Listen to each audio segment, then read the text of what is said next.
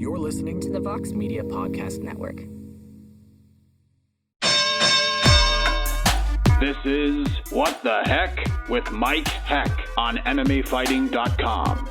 Now, here is your host, Mike Heck. What the heck? Well, hello there, everybody, and welcome to a brand new edition of What the Heck here on MMAfighting.com. I am Mike Heck. Thank you, as always, for checking us out each and every week. And man, am I fired up. UFC 254 going down this Saturday in Abu Dhabi. And can I just say, I am loving this idea of coffee in combat here on the East Coast. Prelims on Saturday kick off at 10:30 a.m. Eastern Standard Time. Main card at 2 p.m. Eastern Standard Time. I'm all in for this. Of course, the main event, Khabib Nurmagomedov versus Justin Gaethje for the undisputed lightweight championship of the world. And at least on paper for me, and some of you may disagree with this, I truly believe this is one of the greatest title fights in UFC history. I mean, there's a lot of intrigue here. And if you haven't seen it, go check it on our YouTube page. We talked to a lot of fighters, got their predictions on the fight. And there are a lot of fighters, a lot of people, even friends of mine who are way into MMA or even like casually somewhat into MMA. A lot of people, probably like 90% of people that I've spoken with, are predicting the upset. They're predicting that Justin Gaethje will leave Fight Island as the undisputed lightweight champion of the world. Of course, you got Khabib Nurmagomedov, and he could do what he's done to literally everybody else that he has fought in his career and move to 29-0. Floyd Mayweather-esque in a way, because, I mean, if you're a boxing fan, every time Floyd Mayweather fought, there's always questions, right? Like even when he boxed Conor McGregor, like I didn't think Conor had any chance. The fight pretty much played out the way I told everybody it would. But, you know, even with the Conor fight, the build up to that, Floyd struggles with power punchers. Floyd struggles with southpaws. He's fought boxers, not fighters. Conor could be the guy. He has the belief in himself. And of course, it just never happened. A lot of people bought into it. We all bought into it. And then Floyd did what he did. And the narrative in this fight is Khabib's never fought a guy with the wrestling pedigree of a Justin Gaethje, who, by the way, his nickname is the Highlight for a reason. He could chop you down with those absolutely ferocious leg kicks, and he can knock you stiff. So it really is a fascinating fight that I'm very much looking forward to. We'll be talking a lot about this event on the show. We have throughout the week as well. If you missed between the links, our own Jed Meshew took on Aaron Bronstetter. The fight, the card, these two guys had differing opinions on pretty much everything. It was a crazy episode. Highly recommend you go back and get the different takes on that fight and that event. So let's just get right into this thing. Let's run down the lineup and get right at it right after this thing. Wrapping us up this week is Casey Kenney. Takes on Nathaniel Wood this Saturday at UFC 254. He joined us from Abu Dhabi to preview that fight, to talk about some of the predictions that Nathaniel Wood had for the fight, where he goes with the win as he's looking to make it 2-0 on this particular trip to the island. Always great chatting with one of the bright up-and-comers at 135 pounds. Of course, this fight between Kenney and Wood will take place at a catchweight of 140 pounds. Also competing on Saturday, Lauren Murphy makes her What the Heck debut. She was originally scheduled to face Cynthia Calvillo on this card in a potential title eliminator bout, at 125 pounds. And as you know by now, Calvillo tested positive for COVID-19.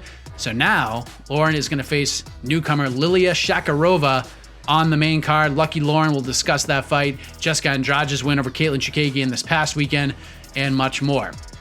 We'll also be joined by Jon Anik. He'll be the lead voice calling the action to preview some of the big storylines heading into Saturday night. He will be here, and I will warn you, the Wi-Fi in his hotel room, not great. Not great, but the audio is fine. And a little over halfway through, we switched to his phone, and for some reason it worked way better. Like a laptop, high quality laptop, no good on the Wi-Fi, but a little tiny cell phone, apparently that works way better. So we're able to figure that out. It's a great chat. I just ask kindly to bear with us, bear with the Wi-Fi issues over there, because Jon Anik is the man. He'll join us in around 20 minutes or so. But first, let us put a bow on this past weekend's UFC Fight Island 6 event. James Krause is about to join us, and as you know through the history of the show, it's happened a couple of times.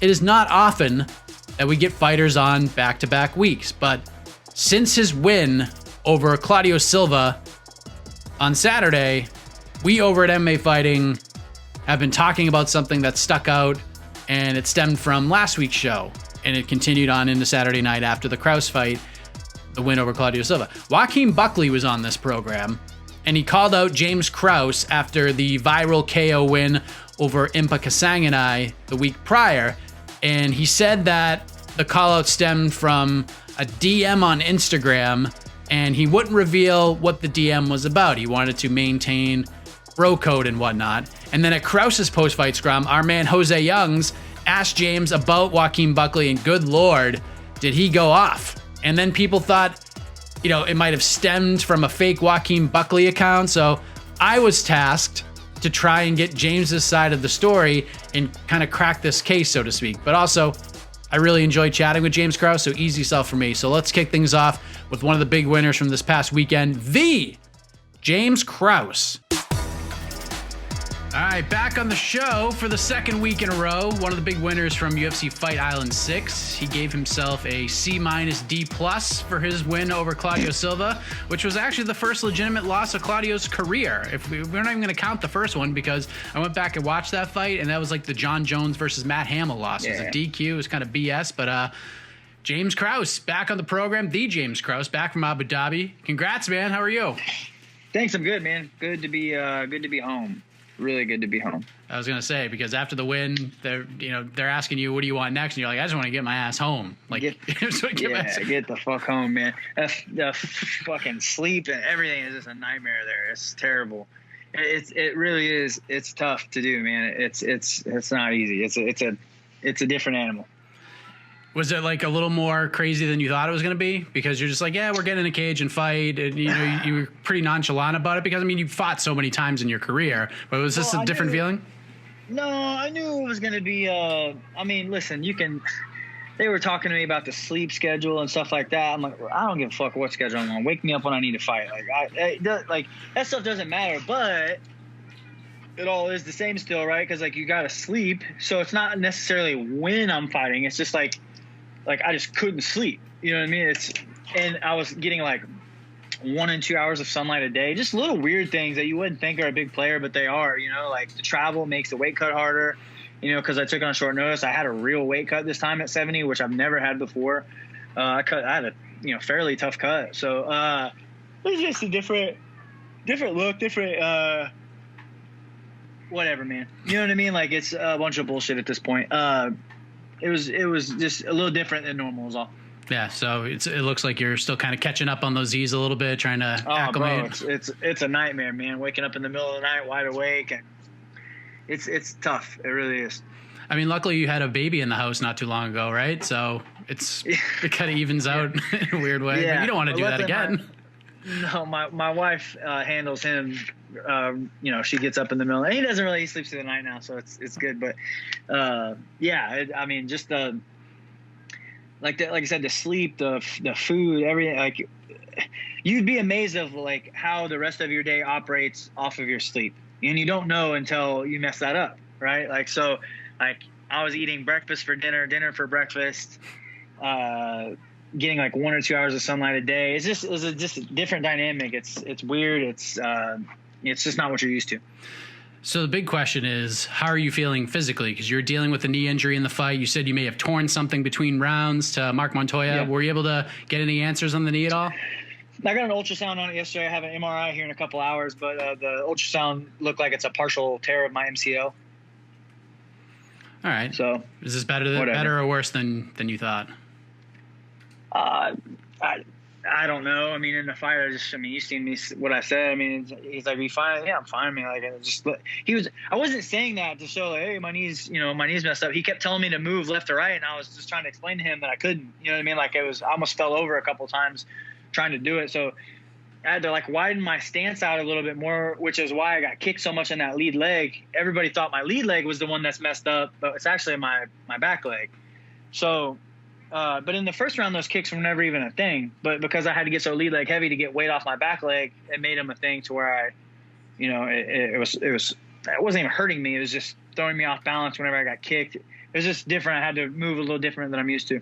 Were you starting to feel it more and more, like maybe in the third round? Oh yeah, I definitely felt it. I mean, it hurt like hell. You know what I mean? Like, I don't know. It's a factor, but it never was anything crazy to me. You know what I mean? Like, I've been through stuff like that before where you just got to work around it. And, I did. It was a factor in the fight, but it wasn't like, there was never a point where I was like, oh, should I continue? Like, that's not even a thing to me. So like we touched on at the beginning here, you weren't happy with your performance overall. You rated it low, but if positivity here, if you beat an undefeated fighter on one leg. So now that time has passed, few days have gone by. Do you feel any better about it? Well, given the circumstances, I feel good about it. You know what I mean? Like, I don't want to say I got a pissy performance or anything like that. Given the circumstances, I feel good about what I did. Short notice, 13 days notice with a torn knee. I mean, I feel like I did all right. I won. That's all that matters, really. But given the fight as a whole, that's where I rated myself, C-, D+, whatever. But when you start taking factors into play, like the weight cut, the short notice, the knee, I did what I had to do to win. And I felt like I pitched a shutout. I don't feel like I lost a round. So I feel like I definitely showed that I'm the better fighter. I feel like I nullified his ground game rather easily. I think the striking was a huge difference. I feel like I won very handily.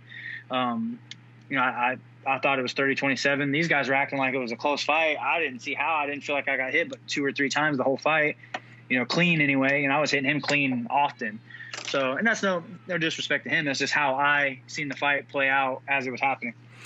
It's funny because I do so many of these interviews, and a lot of times when fighters have fights coming up, they just say things like they say things. I'm going to wipe this dude out. I'm going to do whatever.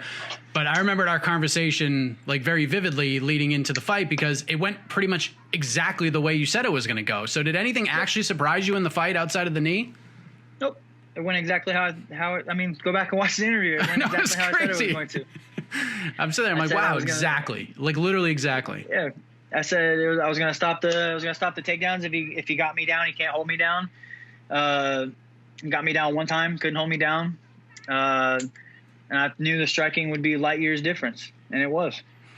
So now that the fight has come and gone, I do want to ask you about something that has gotten the entire MMA fighting team asking questions. Like this has been a thing since Saturday because you got a question at your post-fight scrum from a colleague of mine, Jose Youngs. And the reason that question was asked was because on last week's show, which you were a part of as well, Joaquin Buckley was on here. And when I asked him what he wanted next before he booked the Jordan Wright fight, he said he wanted to fight you either at 170 or 185. And then he said there was an Instagram DM involved that he didn't want to dive into specifically. So when you were asked about Buckley, I mean, you had a lot to say about this. You called him several names.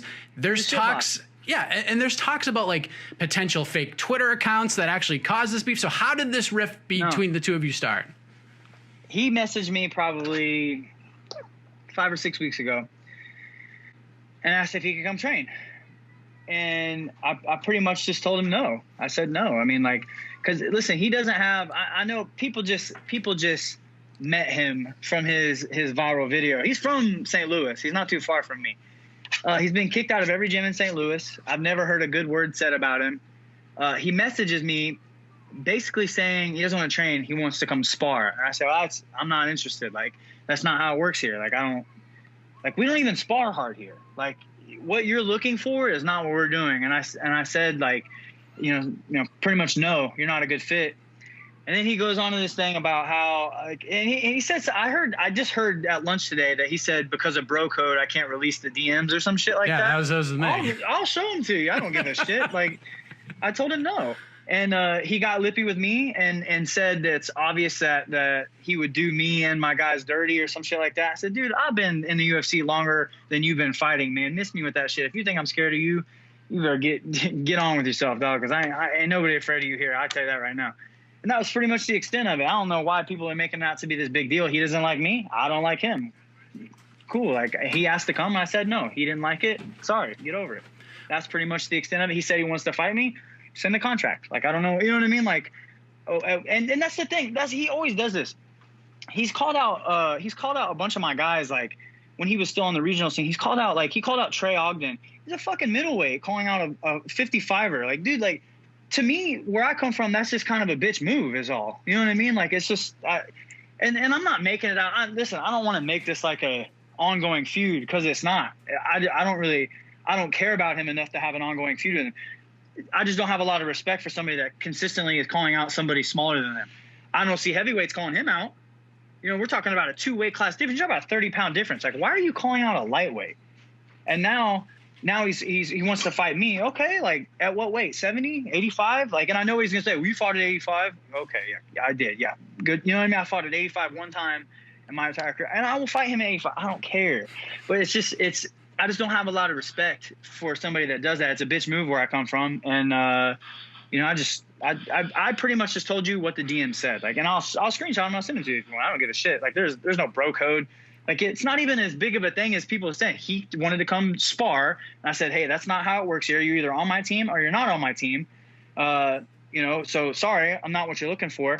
Oh, we'll do you dirty. That, you know, that's obvious. I beat you and your boys up. I said, dude, miss me with that shit, dog. I've been in the UFC longer than you've been fighting, man. Get on with that. That was pretty much the extent of it. So it sounds like have you talked to him prior to that, or is that like the first time he's reached out to you and vice versa? No. Like, that was the first time you've ever spoken to him? That was the first time. Yep. But I've never heard a good word about him. He's been kicked out of every gym in St. Louis because all he wants to do is fight his teammates. He's not. I mean, look at it. Look at the pictures. He's fucking training with like 4 and 5 people. You know, he's been kicked out of the gyms because they don't want him. You know, and I seen him. He was on Ariel's show, and they asked about him training with Tyron Woodley, and he acted like there was nothing. Like, dude, they don't want him there because he's a fucking asshole. That's, you know what I mean? Like that's what I'm saying. People talking about me and being a clout chaser. Dude, I was saying this shit before his stupid kick. You know what I mean? Like, I should say stupid. The kick was beautiful. I'm not, you know what I mean? Like, I'm a lot of things that I'm not a hater. The kick was an amazing kick. I'm not taking anything away from that. But that doesn't take anything away from the fact that the facts are the facts. You know, he's kicked out of all the gyms in St. Louis. Like, he obviously reaching out to me for a reason. I had 35 people on my mat this morning. I don't fucking need him. You know what I mean? Like, he needs me, not the other way around. So now you're telling me my guys need work? Get out of here, man. Like, you called me, not the other way. Get on. Anyway, that's all it was, man. It wasn't people making it out to be some long drawn out thing. He's just a mouthy motherfucker, and I just don't. You know what I mean? Like, I've been in this game too long. He can miss me with that shit, dog. I've been doing this for a minute, bro. Welcome to the UFC, man. I remember what it was like in 2013 too. So it'd be fair to say that if timelines line up correctly, he gets another win on November 21st, we're doing this thing, or you'd be interested in doing this thing? Sure. I think I've shown by now that I'm not dodging fights. Yeah. I mean, it's because I think you're one of the toughest to matchmake for, just because of your schedule and you coaching and everything you have going on. Like, this seems kind of like a no-brainer in a way. Like, if he gets through November 21st, your knee's good to go, we have something here. It doesn't happen that often for you. Yeah, no, I'm not fighting for the rest of the year, probably the first part of next year. I mean, my schedule's not permitting it, but if the schedules line up, dude, I'll fight. I guess I'll fight him at 85. He's made 70 before, so like, why don't you tell him to cut the weight? You know what I mean? Like, he will. He said he would. Oh, perfect. Even better. It's even better. You know what I mean? Like, dude, I would love to fight a guy that's got 2 fights in the UFC. That'd be amazing. Yeah, I remember talking to Kevin Holland before the Darren Stewart fight, and he apparently Joaquin said some things to him that rubbed him the wrong way so badly. He says shit to everybody. He wouldn't even tell me. He wouldn't even tell me what he said in an interview setting. He said, "You're gonna have to talk to me. Like, you're gonna have to call me on the phone, and I'll tell you." And Kevin's grandfather actually made a COVID mask with a shadow image of Kevin slapping Joaquin in the face, because what he said was that bad. Like, so I'm saying, dude, he's just a mouthy shit. He's got a terrible attitude. I just don't want him in my gym is all. Like, you know what I mean? He took offense to it, said some lippy shit, so I said some lippy shit back. Like, it's not a big deal to me. Like, I don't have like a hatred towards him. I don't really like the dude, and he don't like me. Okay, cool. Move on. You know? But yes, I would love that fight. In any other setting, will I ever fight a guy with 2 fights in the UFC? Like, sign me up, please. Sign me up 100%. Please. And he can't make 70, bro. I'm just telling you, he can't make it. I know he can't. If he could make it, he'd be making it. You know what I mean? Like, he tried to make it on the regional scene. He's missed weight. Like, but I'll fight him at 85. I don't care. You know what I mean? And it does not matter to me. So it is what it is. Whatever. Can this be fixed? Like, obviously he's finding success right now. He's on this wave of momentum. But could this beef get squashed? I'm not a person that holds on to shit. So like, if he got lippy with me first, so if he came to me and apologized, like, I'm just telling you, what he's looking for is not what I'm offering, though. He's looking for a place where he can go fight somebody in a gym, and that's not my place. Like, go somewhere else, man. Like, I don't want that on my team. I don't want a negative attitude on my team. I don't want somebody that just talks shit all the time on my team. I don't want guys that are calling out guys 2 weight classes below him on my team. I don't want that. So if that's what you're bringing to the table, not interested. I don't need him. Like I said, I had 35 people on my mat on a Tuesday at 10 a.m. this morning. You messaged me, not the other way around. My team's good. So, like I said, I'm in a good spot. Like, if you didn't need me, you wouldn't have messaged me. Well, we'll transition here. I appreciate you talking about this, but now that the fight is over, the coaching hat is back fully on. And I know we talked about the Megan Anderson fight coming up in December with Amanda Nunes, but the squad has a bunch of big fights coming up, right? Yeah, we got Jason Witt October 31st. November 14th, we have Julian Marquez and we have Jeff Molina. November 28th, we have Sean Woodson and Gina Mazzani. December 12th, we have Megan Anderson. January 16th, we have Tim Elliott. And then we have Dawson, Minner, Kroom. I'm sure I'm missing some other people that aren't booked, and I'm sure they will get booked pretty soon. Grant's one of those guys that he fights in July. He sees the opportunity because of these short notice things. Like, he's like, I'll just fight at 55 because I want a short notice opportunity. I just want to fight. And that was a long time ago, but he keeps posting that he's ready, and nothing has come up. Is he just kind of frustrated at this point? Like, why the hell isn't this happening? Yeah, I mean, the UFC is grossly over rostered right now. So, like, I don't know, and you know, he can't make weight on short notice even at 55. He's a big dude. So, I think he's needing a little bit more time than what they're offering. So I think what we're going to have to do is get ready and just take something on short notice. At least some notice. It doesn't have to be a full camp, but 2, 3, 4 weeks maybe. But in terms of like ready to fight, yeah, he's ready to fight for sure. The weight is the only thing ever standing his way on taking a short notice fight. What's Julian Marquez's presence like in that gym? Because he's such an interesting cat, such a positive dude. Like, yeah. What is that like for you guys? In the gym, he's pretty straightforward. Like, I think he's got his Instagram personality, and then he's got his actual personality. You know what I mean? He's a little bit more laid back in real life than he is on Instagram. How excited is Witt to just actually have a camp this time and not have to take a fight on like 2 days' notice? That's crazy. Yeah, he's looking really good right now, man. We're really excited for him to get his first UFC win. He looks great right now. So you're ready to dive into this coaching thing and get right back on track here. I'm at the gym right now. You're unbelievable. But listen, I know you probably got a million interviews to do. Your phone's been blowing up like crazy. I appreciate the time as always. Good stuff. No worries. Always enjoy chatting with you. Congratulations on the win. Short notice king still sits atop of his throne. All the best to you with these big fights coming up with your squad. Appreciate the time as always, my man.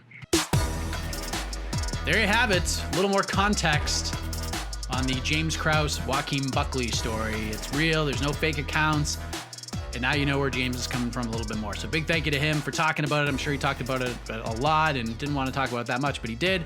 And congratulations to him on another victory at 170 pounds. We move ahead to one of my absolute favorite people in the business. And before I got the job here at MMAfighting.com, I was grinding away on the freelance scene, covering the sport full time, making very little money.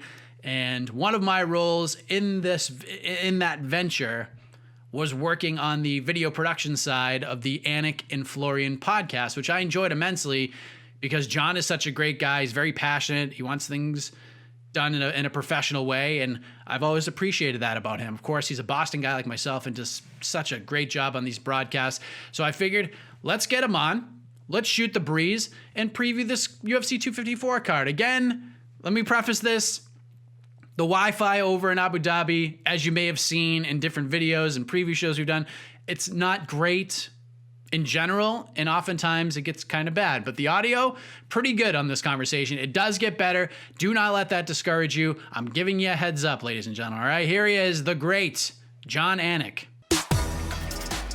All right, UFC 254 coming up this Saturday in Abu Dhabi. You all know this by now, so we had to get the lead voice calling the action, Jon Anik, back on the show to get us all fired up for this event as if we needed it. John, appreciate the time as always, man. How are you?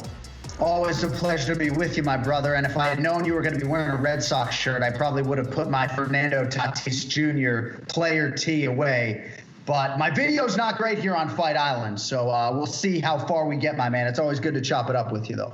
Absolutely. And I'm wearing this because this was right around the 16-year anniversary of the comeback where the Red Sox won Game 7 against the Yankees. So I felt it would be, I guess, apropos to wear the shirt while I talk to you today. But I appreciate the time as always. Back on the island, different schedules this time around with everything adhering to local time over there as opposed to our broadcast schedule, which you've seen in the past. Has it been, I guess, a little less stressful, a little easier to get some sleep this time around? Strangely, Mike, it's been harder, and I never thought I would say that. It's 6:35 p.m. Abu Dhabi time right now, so it's about 10:30 in the morning on the east coast of the U.S. So the previous 2 trips to Fight Island, I was sleeping all day and staying up all night. We were hitting the bicycles at 4:30 in the morning just to try to stay up till 7 or 8 so that we could stay on U.S. time. I think the mistake I made was staying on U.S. time for a couple days, and then I tried to pivot to Abu Dhabi time with a couple of early commitments, and now my clock is all screwed up. But I am not a professional athlete. I am not competing this weekend, so I think I can figure out a way to suck it up for a 7.5-hour broadcast. But for the athletes, this is a real variable to fight week. Let's not understate that. A lot of them are doing 4-hour sleep here, and then they'll get up and do another 4-hour session. Not ideal, but other than that, things pretty much are about as good as they could be. So. Yeah, I was talking to Casey Kenney yesterday, who fought 2 weeks ago on the island. So he was on one time schedule, and now he's fighting on this card on a completely different time schedule. And he likes this way better than he did a couple of weeks ago.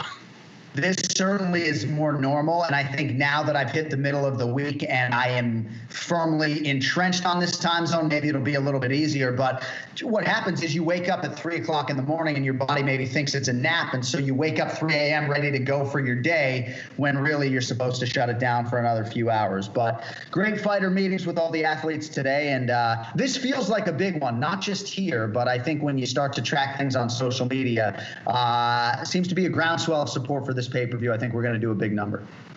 Anybody in the fighter meetings stick out to you outside of like the obvious ones? Any newcomers, any sort of up and comers where you're like, man, this is a pretty cool cat right here. This guy or gal could be a little something that they can string a couple wins together. I mean, I could go on all day, but I'll try to do this in an efficient way. For me, this was the first time I had sat down with Walt Harris since the passing of his daughter. So it was great to see him and see the place that he is in now, and just to see how much good he's been able to do for other people who have really sort of been brought up and inspired by his ability to continue his life in the face of every parent's worst nightmare. But I got to tell you, the woman who stole the show today was 23-year-old Miranda Maverick, born in 1997.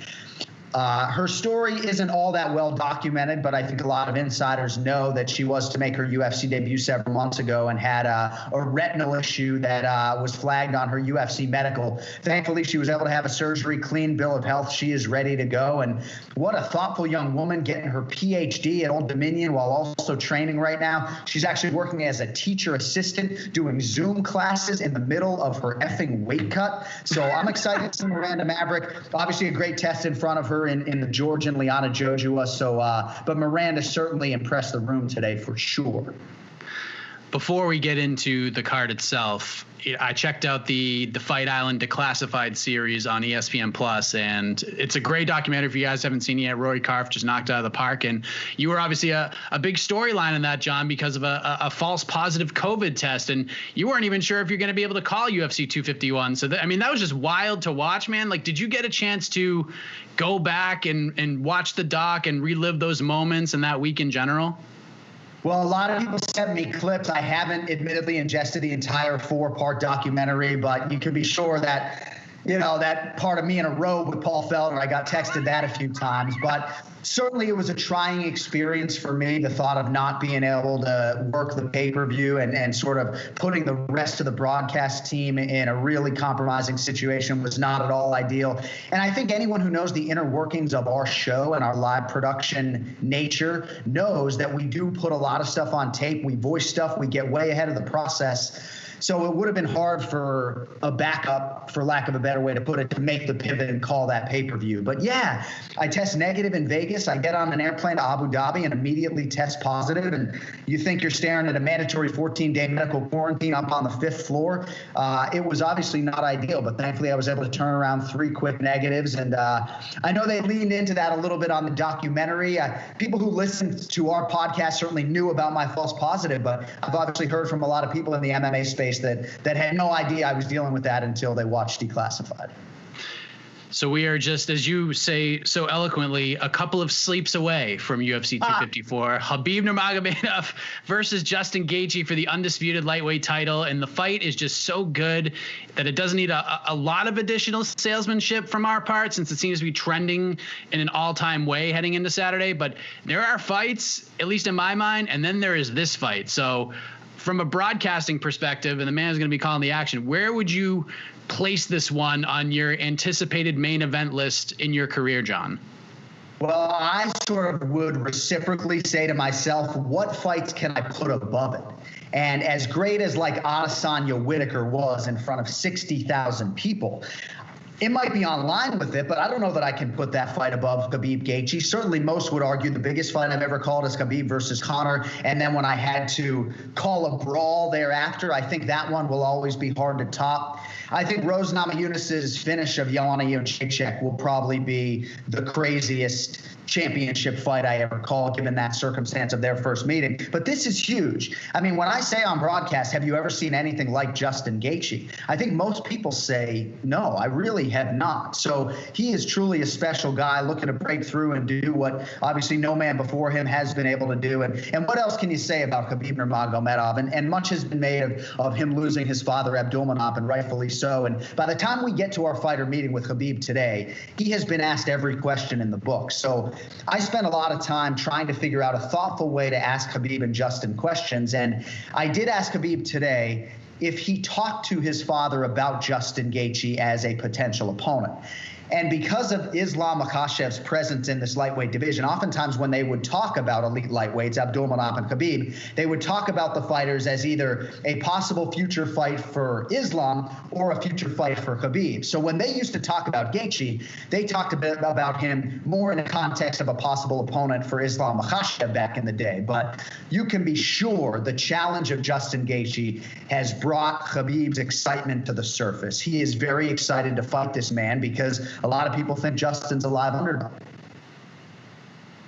I would agree, because I've been asking a lot of fighters their predictions on this fight over the last few weeks, and more than any Khabib fight before, a lot of them are going with Gaethje to become the one in 28-1 and do what no man has done before. And, you know, you mentioned the Conor fight because, I mean, the fight with Conor, because of the build more than anything, was just so massive. It like took on a life of its own. It was clearly the biggest fight of all time in terms of build and how personal it got, and everybody's eyes were upon it. So I'm curious, on paper, Jon, is Khabib versus Gaethje, from a competitive standpoint, is this the greatest lightweight title fight of all time on paper? Maybe not the biggest, because Conor, obviously, you know, biggest star of all time, but competitively, X's and O's, is this the greatest 155-pound title fight of all time?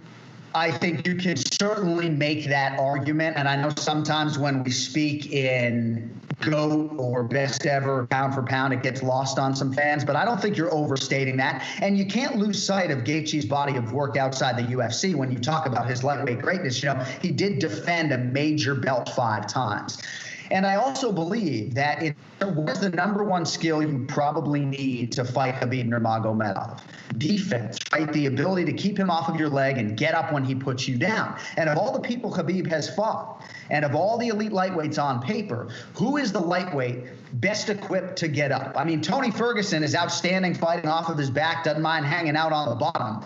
But if you had to pick one lightweight who you think has the skill set, who is best equipped to get the F up after repeatedly being taken down, I think Gaethje might be the best option. So that has me excited. And obviously there's no denying the body of work that these two men have put on paper. When you add in the COVID-19 Fight Island backdrop, the Abdulmanap story, the fact that Gaethje's parents were able to charter over here with him, there's so many different storylines. I feel like we're already chasing the clock on broadcast. I'm pretty damn excited.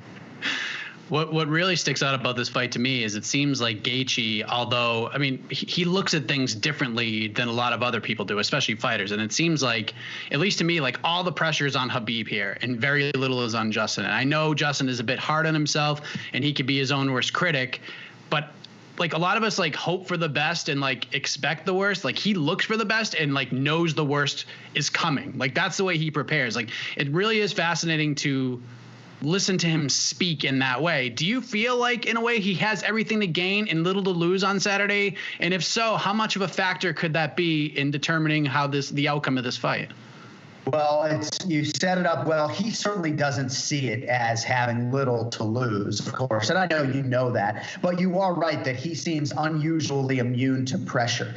If you were to hook me up to a heart monitor before this interview and him up to a heart monitor getting ready to fight Khabib, I might have more anxiety to chop it up with you than he does to go fight. I'm telling you, bro, he is so comfortable, not just in the chaos, but in combat and in walking out there. And he's never been intimidated in a wrestling setting.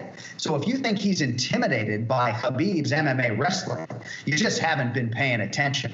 So certainly the pressure resides firmly with the man who is 28-0. I do believe Khabib, though, thrives off of that pressure. And I think the more pressure that is on him, the better he has performed. His performances really have gotten progressively better. You can call the Iaquinta fight an outlier. It was a short notice, weird situation. But it's a fascinating matchup. And, I understand where Justin Gaethje is from a betting perspective. And I'll just say, man, I think that 2-fight losing streak was the best thing that could have happened to a then 20-0 Justin Gaethje. And I just think mentally, physically, emotionally, he couldn't possibly be in a better space. I mean, confidence is literally dripping out of his every pore. So I'm excited, as I was with Poirier last year, to see what Gaethje can do with the opportunity. As a broadcaster, I mean, you've seen fighters come and go, announce their retirements in the octagon.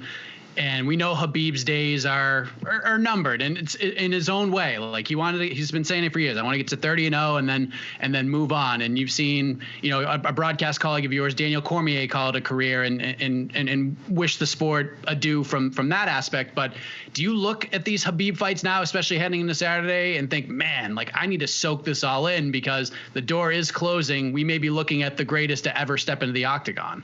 Absolutely. I'd be very surprised to see him fight more than 31 times professionally, right, which would give him 3 fights remaining.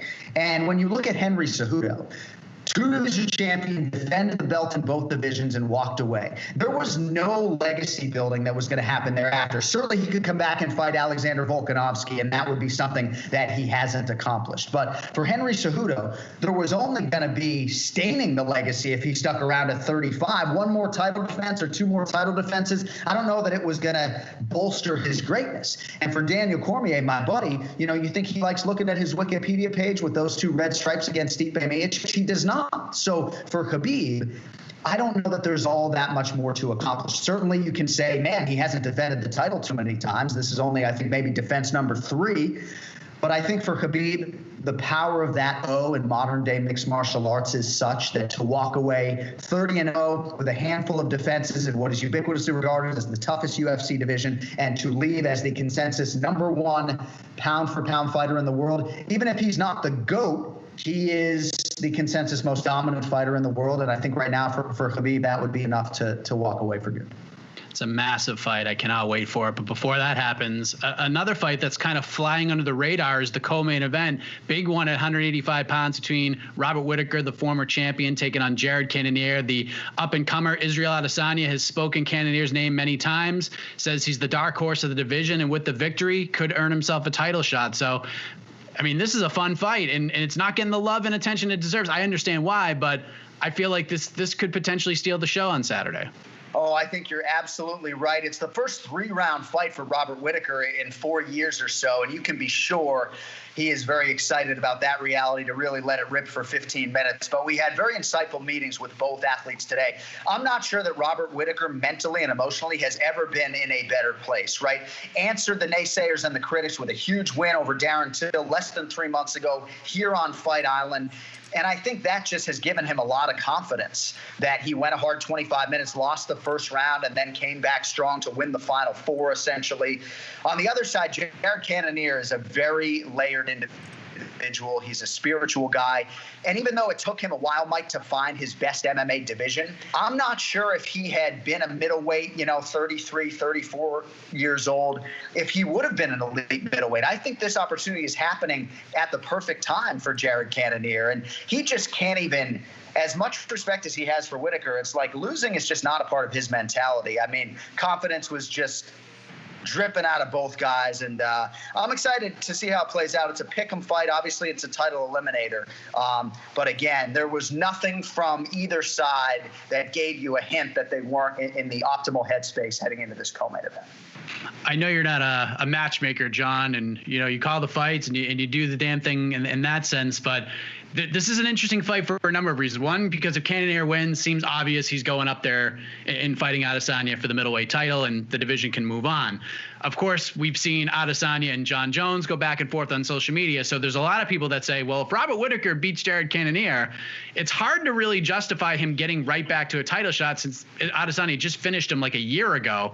So the UFC doesn't really go back to the well that often. So do you think Adesanya's next move all depends on what happens here? Like if Cannonier wins, we have it set at 85, but if Whittaker wins, could we see Adesanya jump up to 205 and fight a Blachowicz for the title, or maybe even they pull the trigger on the Jones fight as quickly as early 2021?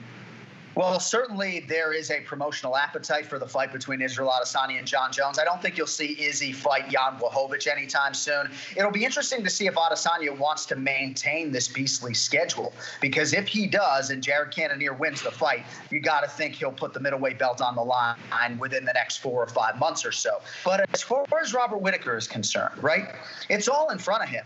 If he beats Darren Till and then follows that up with a win over Jared Cannonier, who's all the rage right now, I think he would be hard to deny a rematch, despite the fact that their first fight was clearly one-sided. I think Robert Whittaker, despite some of the health issues, has established enough promotional goodwill that he might get another championship shot against Adesanya sooner rather than later. But yeah, Jones is lurking. It seems like there's a weight separation between those two guys right now, and they'd have to kind of figure out how they wanted to approach that. Does Jones want to cut down to 205 for a non-title fight? Is he going to be weighing in at 193 for a catchweight fight at 210? So there are a lot of different things that would need to be worked out. But, I know Lorenzo Fertitta would always say you got to strike while the iron is hot. And I think when Adesanya and Jones want to fight each other, you got to figure out a way to try to make that happen. Certainly fans would be on board. Yes, and I think another fight on this main card, everyone's excited about the rematch between Ankalaev and Kutalaba. Finally, it appears, knocking on wood, putting out that positive juju that this fight is actually going to happen on Saturday. We've tried a bunch of times, and it just hasn't happened to this point. But you've given me a lot of time here, John. I appreciate it, but I have to know, I love the main event and I love the co-main event, but you know me, I am an under-the-radar guy. I am a guy that wants to give love to all of these fights, and I know it's hard for you to pick and hard to justify this, but as a broadcaster, when you look at this card, especially at the prelims, what fight stands out to you that's like, this is going to be really, really good? Well, I don't want to jinx it, but I don't know how Casey Kenney and Nathaniel Wood could not just be nonstop action. And you can also add to that it's a catchweight at 140 pounds, right? So they're not cutting any extra weight. So I think that fight has fire written all over it. And really curious to see if Casey Kenney has bit off more than he can chew, going home for 12 days and then coming right back to Fight Island to try to compete again. I did mention Miranda Maverick. I'm very excited to see her compete. But you mentioned the rematch between Magomed Ankalaev and Ion Kutalaba. And real quick, think about how much divisionally things have changed. Their first meeting came 2 weeks after after Jan Blachowicz knocked out Corey Anderson. So for Ankalaev, even though this delay since February has been less than ideal, if you think he's closer to title contention, now the division's wide open. So for both of these guys, and particularly who wins, because they're going to win by knockout, Mike. Let's be honest, right? I mean, whoever wins is like probably going to get a finish.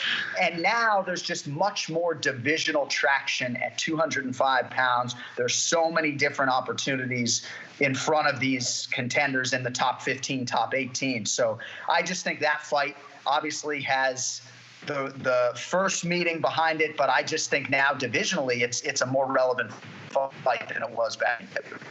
I agree. And then last thing before we go, I'd be remiss if we didn't talk about this. The great Doc Emmerich has called it a career. The greatest hockey voice of all time. And I know we're Bruins fans. We watch the local networks. Fred Cusick screaming goal and going crazy. It always sticks out to my mind. But Doc Emmerich, one of the best to ever do it. He makes every hockey game just more exciting, more valuable, even if you're not a fan of the teams playing. But what kind of impact did Doc have on your career, and what kinds of lessons did you learn from him, and how did you react to finding out that he was closing the door?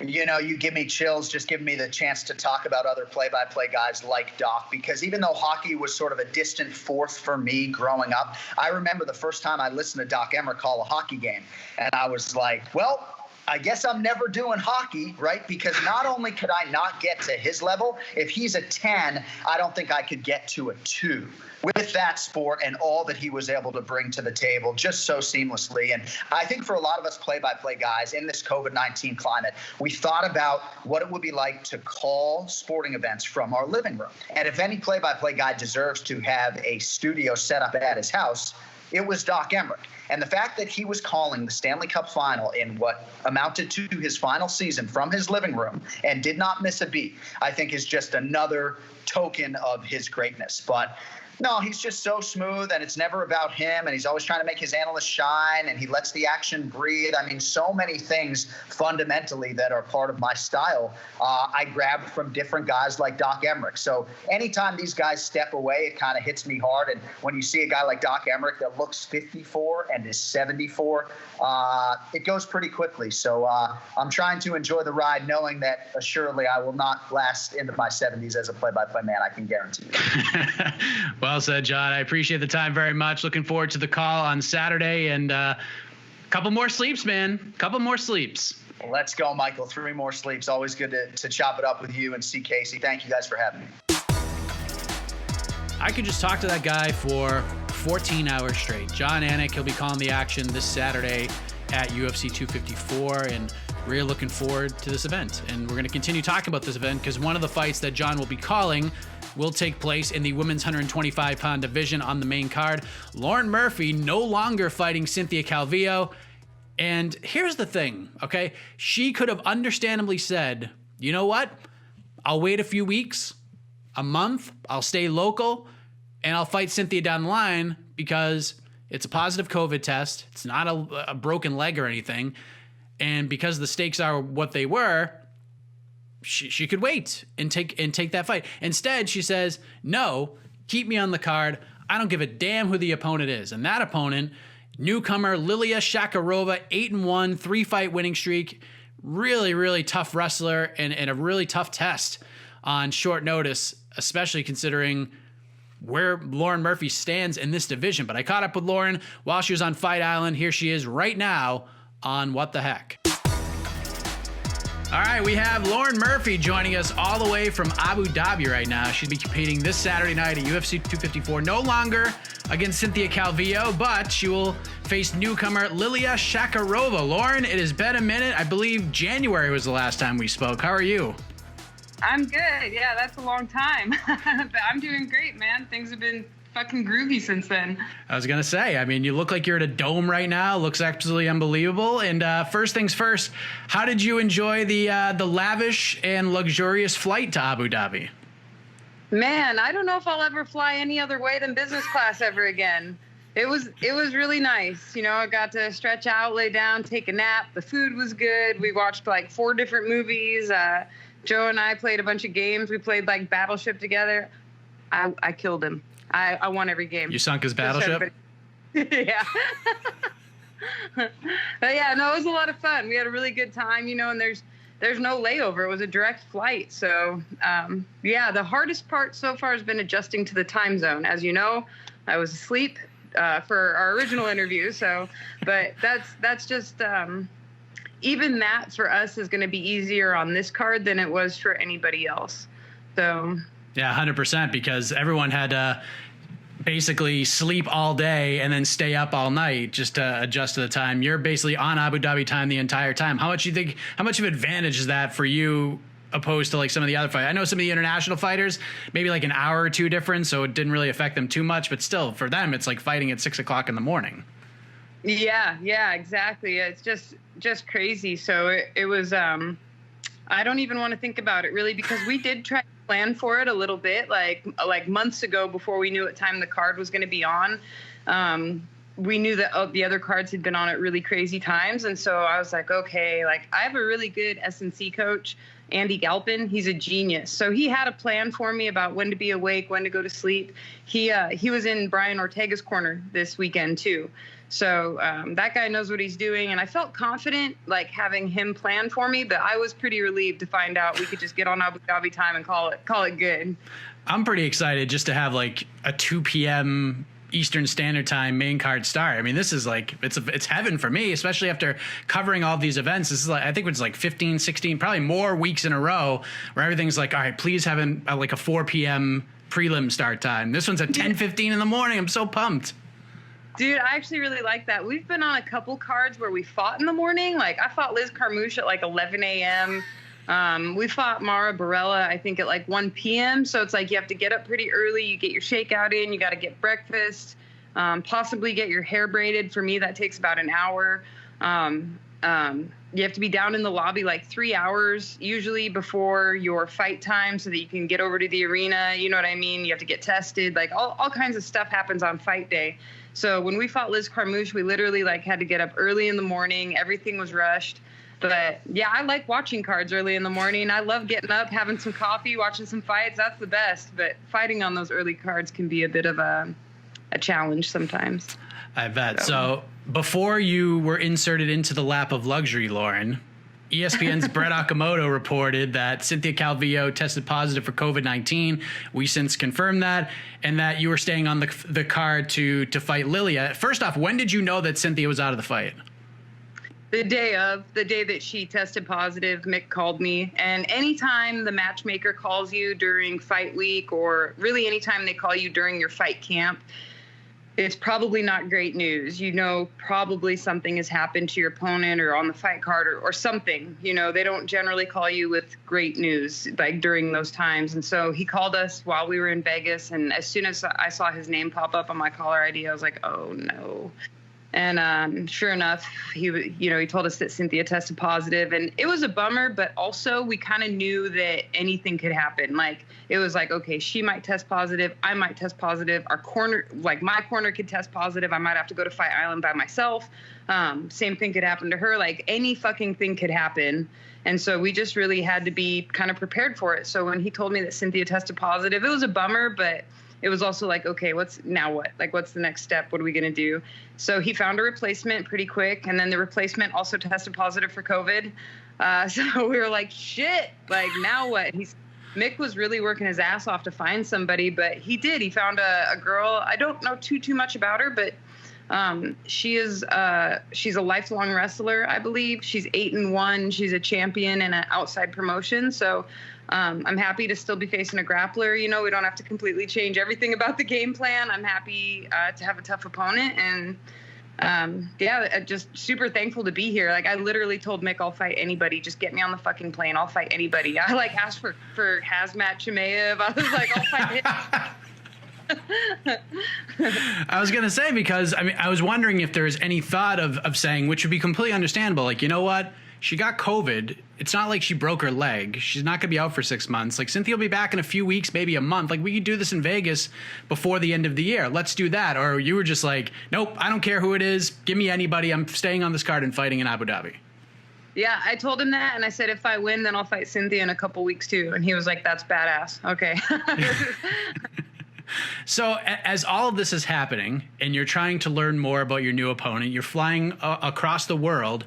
There's another fight happening in your division between Katlyn Chookagian, a former opponent of yours, and Jessica Andrade, who jumps up to 125 after losing to Rose Namajunas.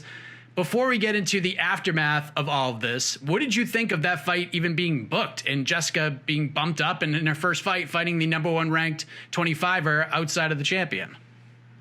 I think it makes sense because she is a former champion at 115, and she is a high-performing athlete. She has a lot of finishes. She's exciting to watch. She has a huge fan base, and she was a former champion. So it's like she deserves it, and there's not really any way I can argue with that.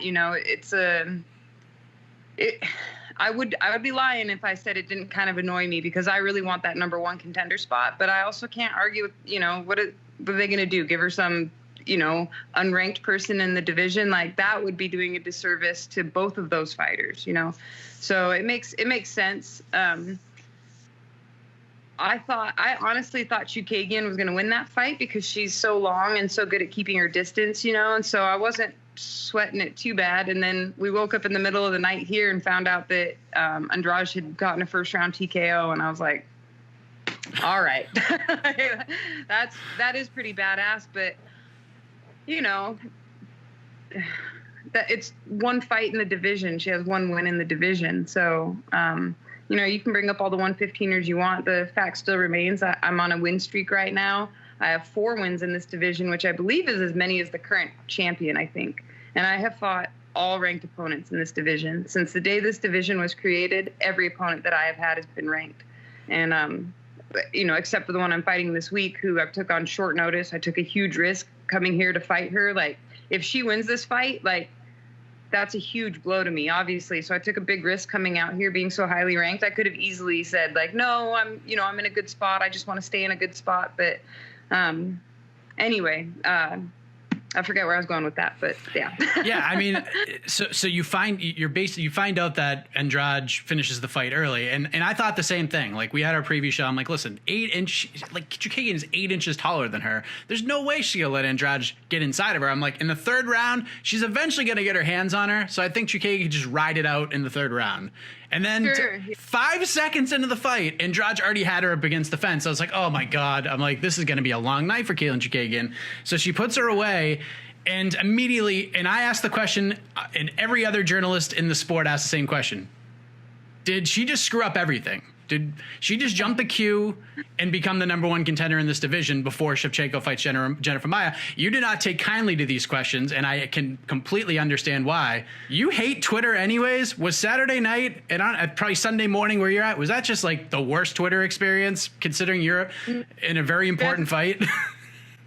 It's definitely not the worst that I've had on that cesspool of a fucking website, but but it is so different because, like, on Twitter, people, like, some guy wrote to me just calling me a piece of shit and a terrible fighter. Like, people are telling me I'm stupid, that I'm no good. And then I get on Instagram and people are like sharing videos with me, and like they're telling me that they want to see me fight for the title and that I deserve it, and they agree with my tweets, and like it's just such a different culture on Twitter. It's just so hateful sometimes. But yeah, I stand by everything that I said. There was 5 seconds left in that round. Katlyn did turtle up, okay? Katlyn did turtle up, but sometimes they let dudes get beat to death in that octagon before they stop it. You know what I mean? So she's, Katlyn's a title contender, and Jessica Andrade is former champion. Let them fucking fight. It was almost the end of the round. Katlyn was getting up as the ref stopped it. She tried to stand up immediately. So I don't know. I can kind of see it both ways. She got dropped with that body shot, and she turtled up, and that does signal to the ref that you're done. But yeah, I mean, props to Andrade. It's not that Andrade is bad or that she doesn't deserve a title shot. It's just that she doesn't deserve the next title shot.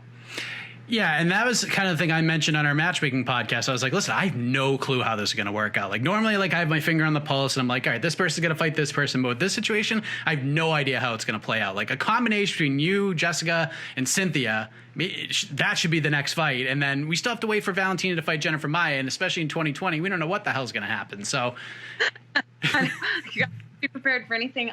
If I had my way, which means jack shit, but if I had my way, if I win this fight this weekend, then I want the winner of Maia and Shevchenko, and you can match up Andrade and Cynthia. And that's a great matchup because they're two 115ers that came up, had good performances in their 125 debut, yet they only have one win in the division. Okay. And Cynthia beat Jessica I, which a ton of people have done, right? Jessica Andrade had an impressive performance, but let them duke it out to see who the number one contender is between them. Jessica Andrade is 1-2 in her last 3. You know, Cynthia Calvillo is 1-1 in her last 3. I'm fucking 3-0 in my last 3 with a knockout finish, you know, and we'll see how this weekend goes, but I'm going into it very confident, and I'm going into it expecting to win, of course, just like I do every fight. And so to continuously overlook me in these situations, I think is it's a big mistake.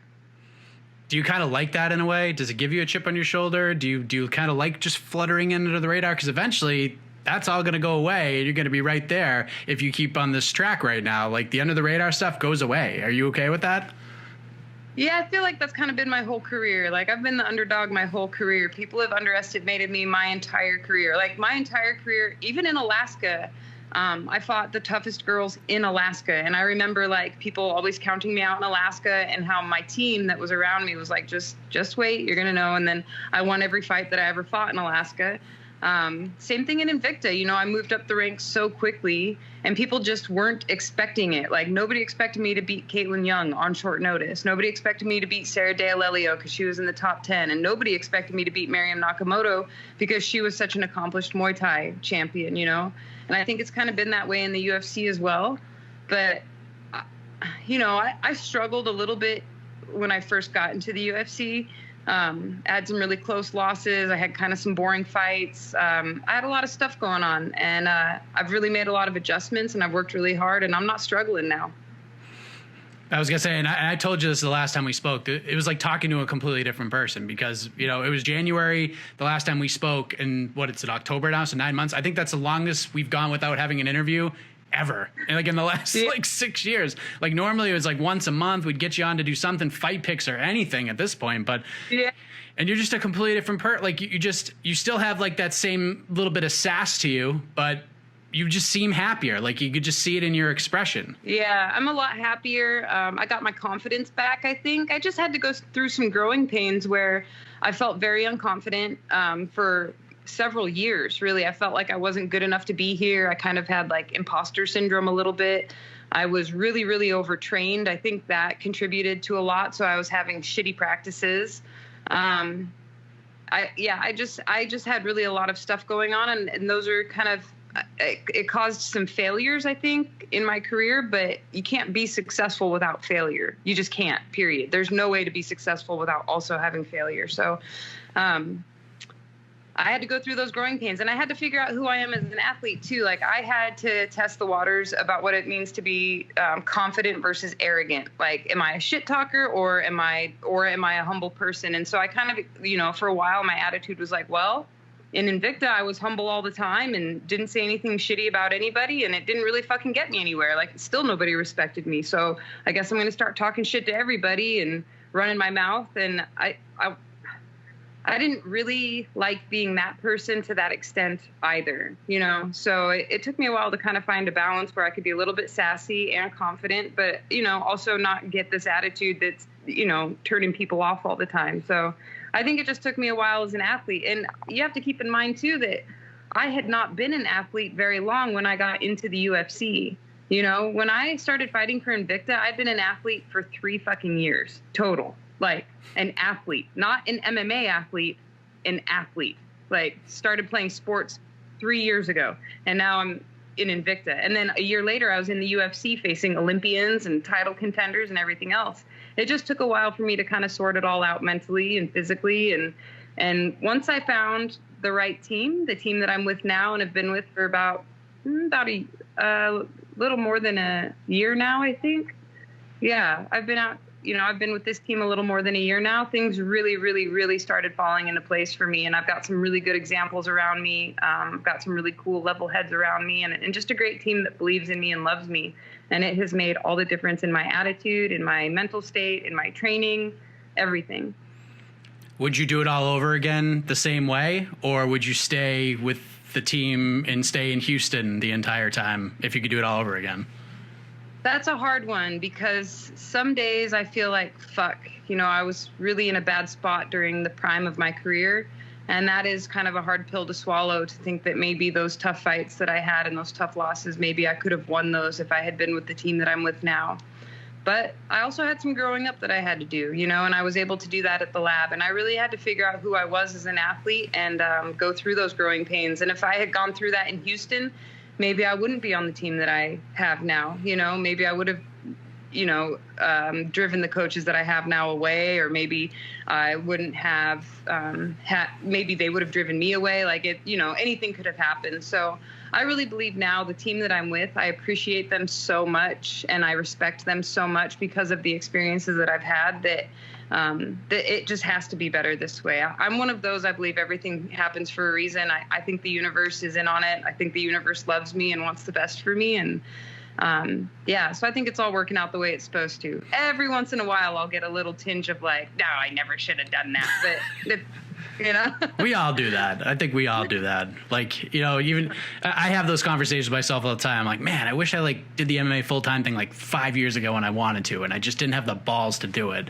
Like, I really wish I did. Like, it would be in a completely different place now. It's just wild to even think about. But you're about to fight a very tough newcomer on a 3-fight winning streak in her first UFC fight. She's 8-1 as a pro. I know you don't know a whole lot about Liliya, but what have you been able to learn about her? Have you been able to watch any fights or film or anything like that?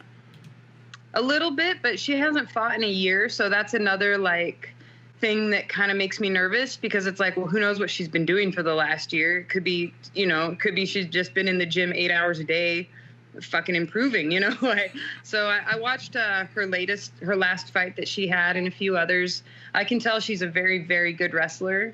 Somebody told me she's a lifelong wrestler. Somebody commented on my Instagram that she's the best wrestler from Uzbekistan. So, I mean, that can't be a fucking joke. You know what I mean? That's a good grappler.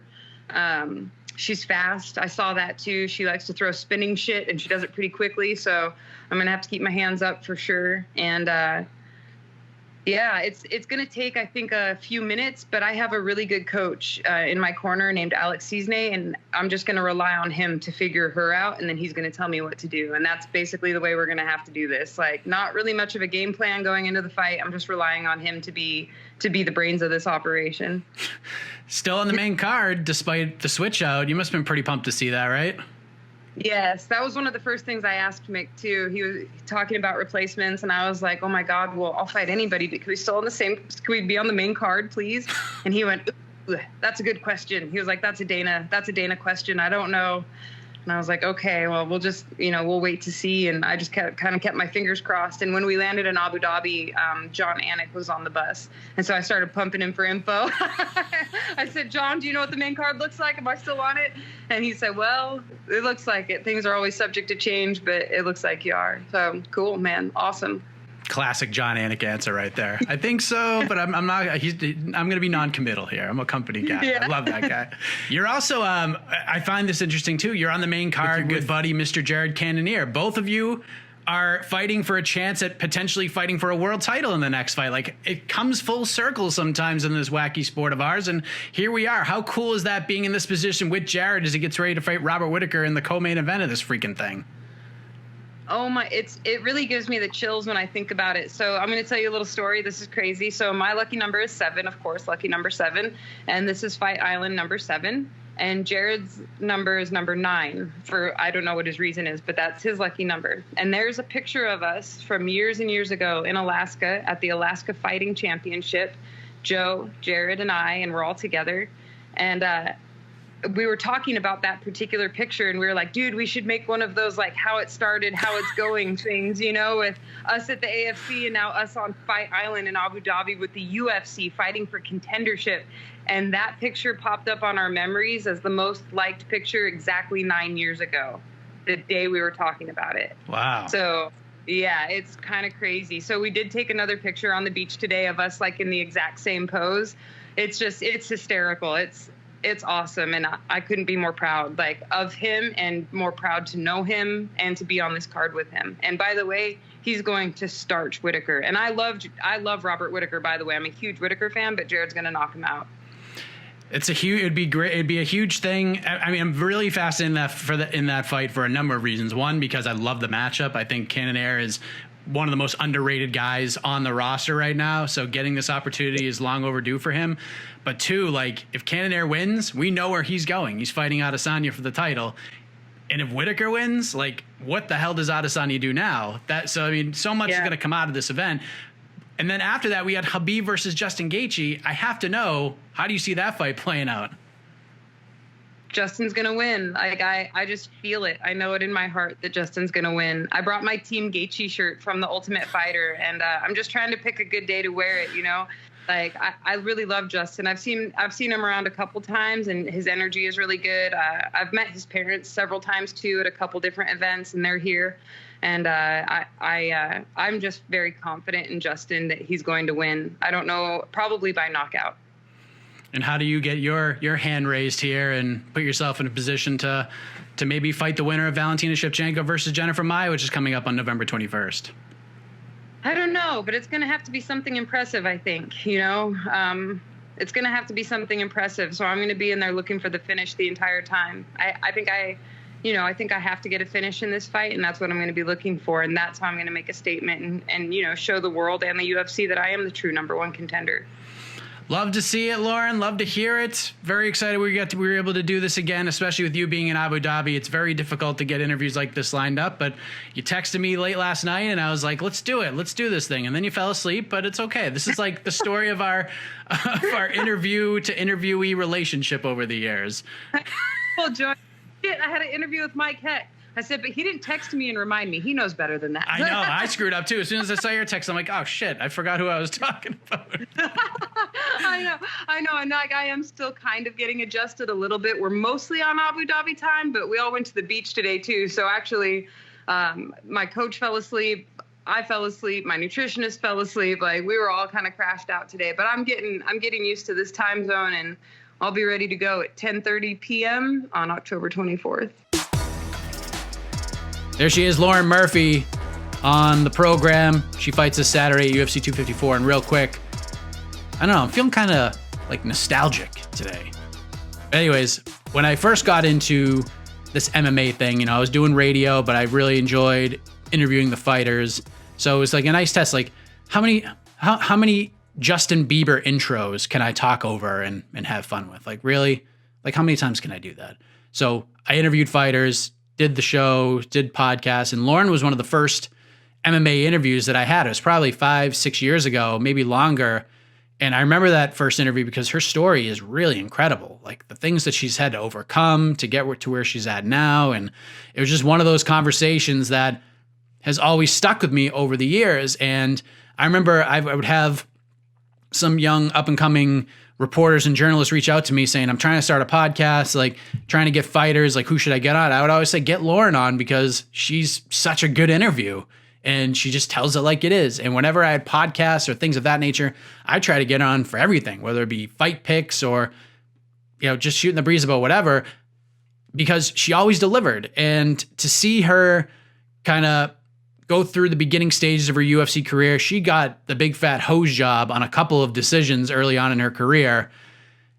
She would win some, then she would lose some, then she would drop down to 25. And to see her make these changes and get her career back on track, getting very close to a UFC title shot, I got to say, it's been pretty cool to watch. So glad to get her on the show this week for the first time. As we move ahead to our final guest, he's back on the program. He's back on Fight Island after his dominant win over Alateng Heili a couple of weeks ago. He fights Nathaniel Wood in a potential show stealer at a catchweight of 140 pounds this Saturday at UFC 254. Let us head back to Abu Dhabi, back to Fight Island, and say hello to Casey Kenney.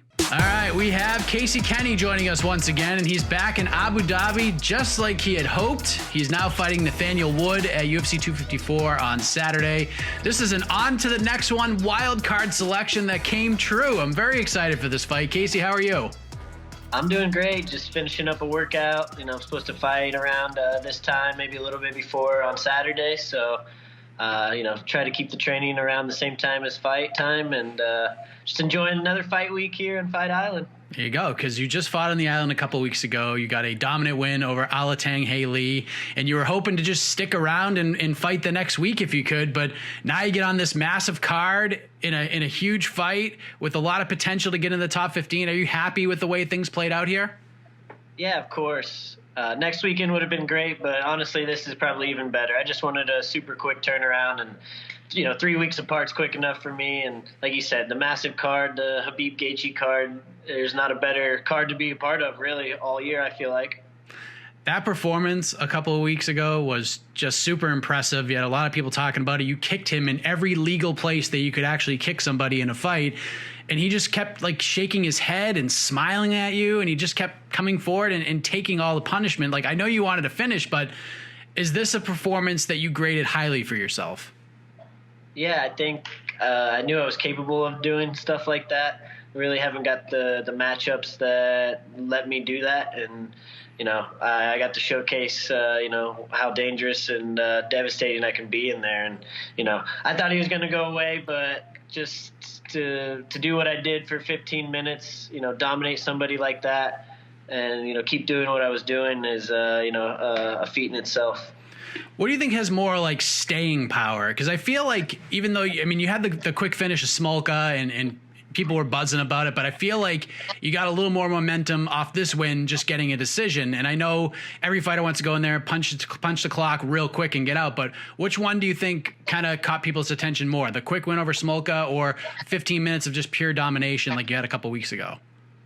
I think this last one did, as far as like the way my social media came about and just, the buzz that I've got around, coming back to a fight week and making this quick turnaround is, something that everybody wants to do. Everybody thinks they want to do. And then until you actually do it, there's only a handful of guys that will actually do it. So I think a little bit of both, jumping out of the cage, demanding another fight, and then, kind of it coming true. So, and just the damage that I put upon Alateng, that's something that you got to respect, no matter who you are. And when you're watching that, the fight fans, even myself, they want to see some damage done to somebody when, a fight's happening. And, I thought Smolka was a pretty flawless performance, but this Alateng one, it really, set who I am, I think, in there. Like, I'm going to come to kick your ass for 15 minutes if you survive. And,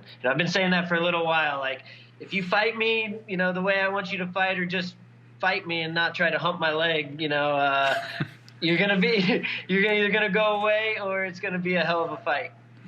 So you fight on the Saturday, you get the win, you fly home Sunday, and then we start to hear rumblings that this fight with Nathaniel Wood at UFC 254 is a thing. And unfortunately, I had to be that guy to kind of debunk those talks like hours later, because I was told via both sides that nothing was to these rumblings at that time. Turned out a couple of days later, pen goes to paper and the fight is signed at a catchweight 140 pounds. So from the time you started getting tagged on these Twitter posts that you're fighting at UFC 254 to the time pen actually goes to paper, like, when did you find out this was officially a thing?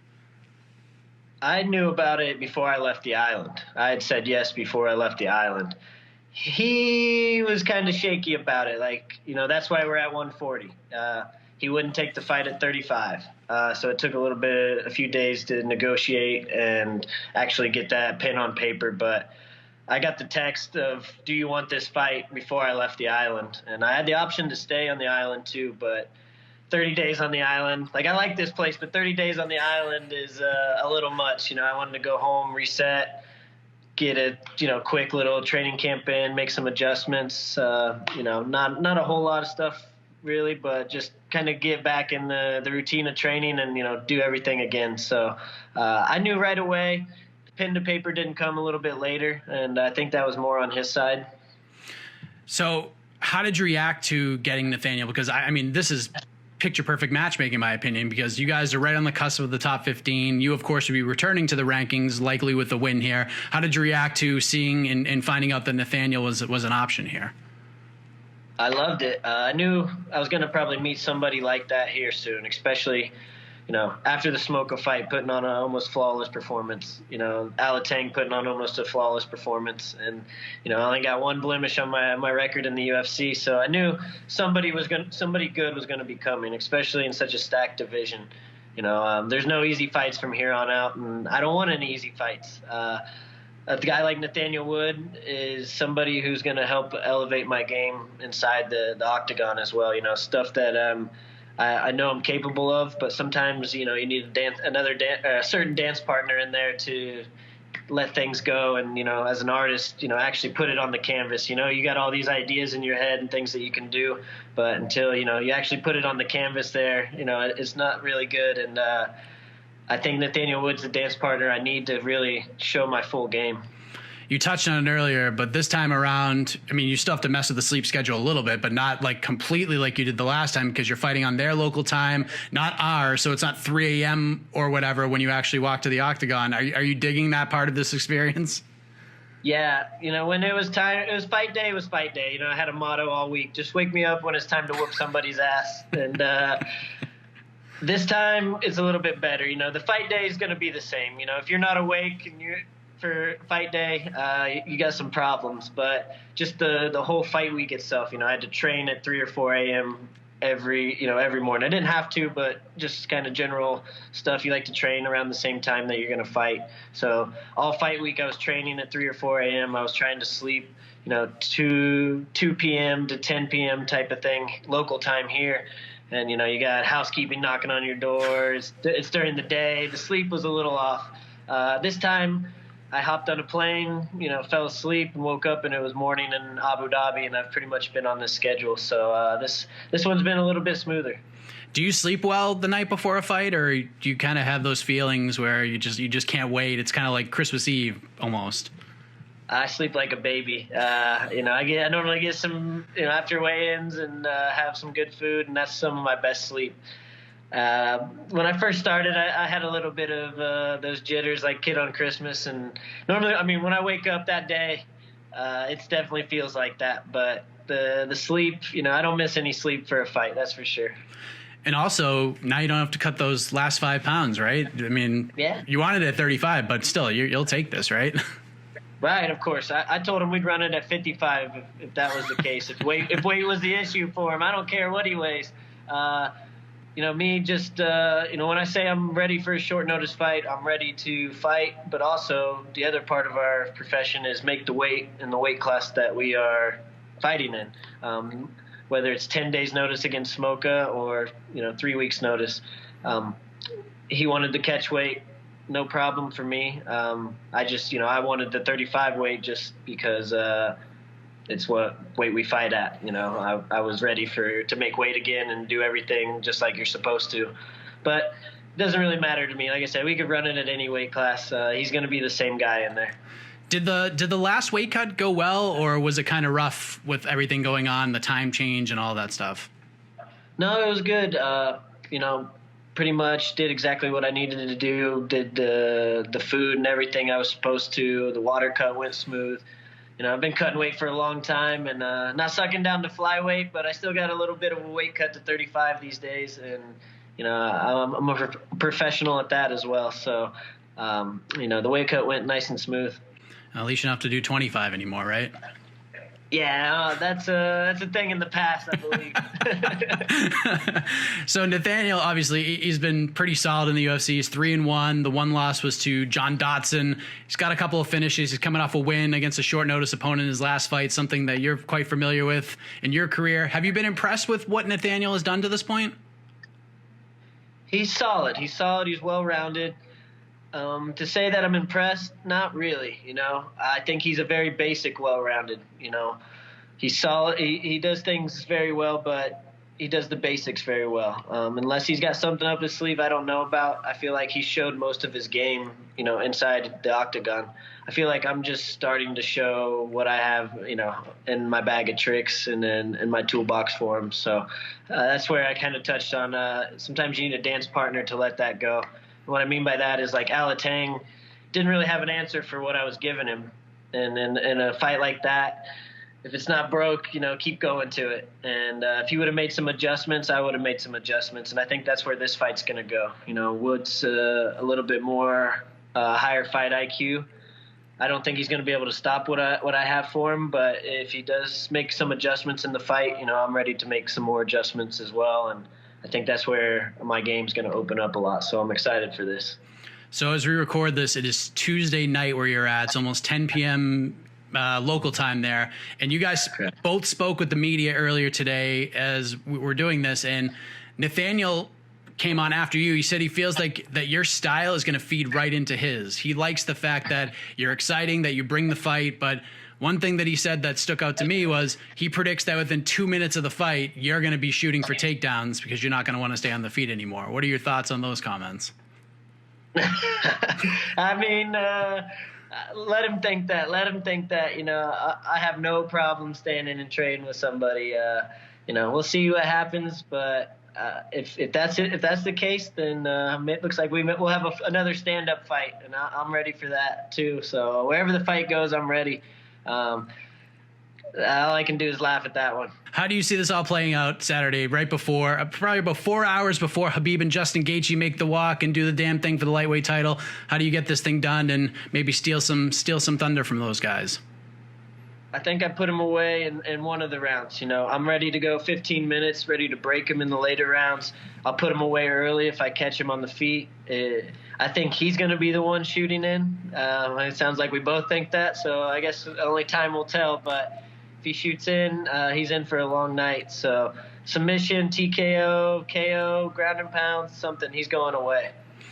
A lot of movement going on at 135 right now. There's reports that popped up earlier today that Marlon Vera is going to fight Jose Aldo on November 21st. There's a lot of big fights in the top 15 set up already.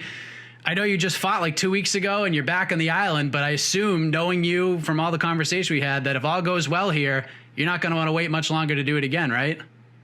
No, I'm going to try to get one more in this year. I've been, Sterling and Jan are booked for December 12th. I wouldn't need a few weeks, but wouldn't mind having another camp for, the fight. And December would be a perfect date. But really, they called me for that November 21st card as well. I'd be down. So I'm trying to get one more in this year.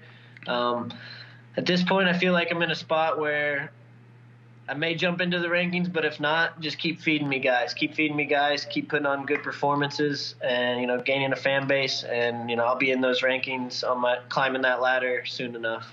I was looking at the rankings earlier. I'm like, all right, what happens if Casey wins? Like, what would they do? Because I think you might sneak into the 15 or just outside of it. And there is one guy sitting in the bottom half of that division that is looking for a fight right now.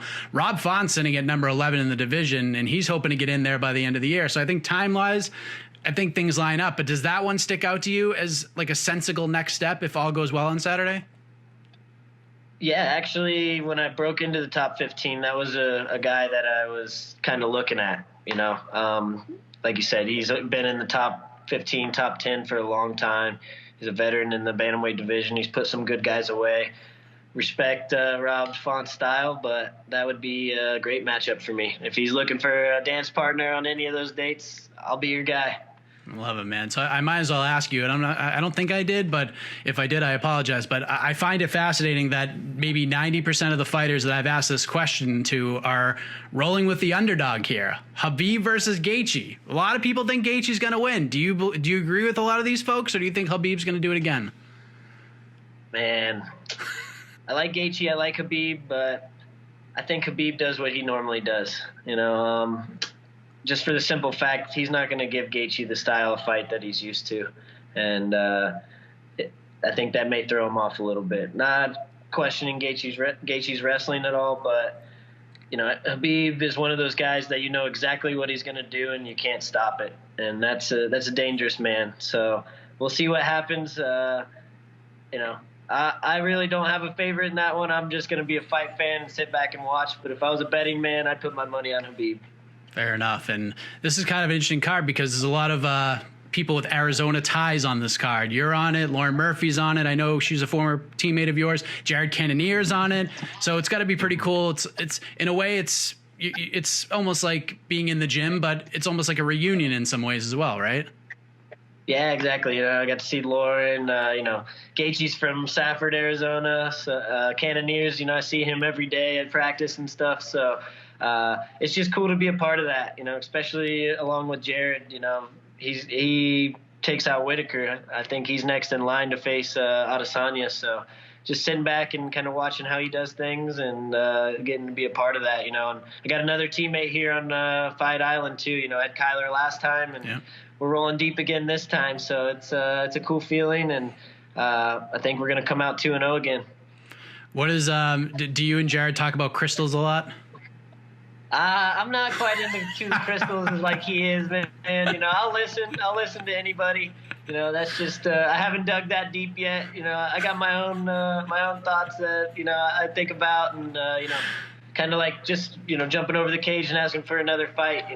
Put that stuff out into the universe, and it'll happen. But I don't go that deep. We're gonna jump out of the cage again if all goes well, and be like, give me December, give me November, whatever. Or have you already done that? Yeah, maybe I might have to jump out of the cage and challenge those full send guys to a drink off or something, and then we'll get back to fighting.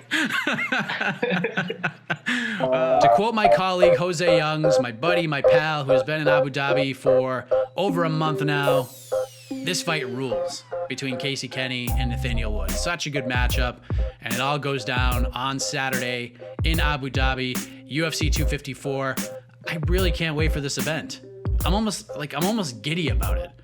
I'm just so excited. Like, the main event is so good, and I know people look at the card and they just want like 14 title fights on it, and they just want everything. Really look deep into these matchups, because there's some really good ones. It really is. Like, Wood versus Kenny is ridiculous. It is a ridiculous fight. Alex Oliveira's there's just so many good fights. I'm not going to run down the whole lineup right now. You can do that for yourself, but trust me, there's going to be a good card. And of course, we're going to have all of your coverage the rest of the week. We've been all over it from the get-go here on MMA Fighting. And quick programming note, because of things adhering to local time in Abu Dhabi, things are a bit different this week with the schedule. Some changes, obviously. So there are some more scrums that probably are up on the YouTube page now as we speak, with Trevor Whitman, the head coach for Justin Gaethje, Javier Mendez, coach for Khabib Nurmagomedov, Daniel Cormier, broadcaster. I believe Jon Anik's part of that as well, and others. So go check those out. I'm sure they're up there by now. The weigh-ins, okay? Now, normally we would have the weigh-ins from 9 a.m. to 11 a.m. Eastern Standard Time. But again, we're on local time. So the weigh-ins are actually going to take place just hours from right now. They're going to kick off at 1 a.m. Eastern Time on Friday morning, 10 p.m. Pacific Time, Thursday night. So 1 to 3 a.m. on the East Coast, 10 to midnight West Coast, and we'll have that for you. And I'm going to tell you this. I'm planning on being there live with the Prince of Positivity, Alex K. Lee, for the weigh-in show. So we'll keep you posted on that, and hopefully you guys can watch and grab some coffee, do what you got to do to stay awake and get some sleep later. Preview show will go down on Friday afternoon, and guess what? We're going to do it with all of you live. How about that? Details to follow on that. And of course, Saturday, we'll be all over it. I may be biased, but no one has done Fight Island like MMA Fighting has. We've done so many extra things that nobody else has been doing, and I couldn't be prouder of the squad, prouder of Jose and everybody that's just contributing to this amazing coverage that we've had from Fight Island. With that said, buckle up, everybody. UFC 254 going down in a couple of sleeps, as the great Jon Anik says, my friends. We're out of here. Thank you all for watching and listening. Big thanks to Casey Lyden on the production side. And as always, have a heck of a week, everybody.